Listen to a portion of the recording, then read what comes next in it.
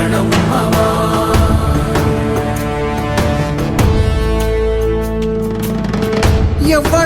ఎవ్వడంట నిన్ను ఎత్తుకుంది, ఏ తల్లికి పుట్టాడో ఈ నంది కాని నంది. ఎవ్వరు కనంది ఎక్కడా వినంది, శివుని యారాయిందేమో గంగధరికి లింగమే కదిలొస్తానంది.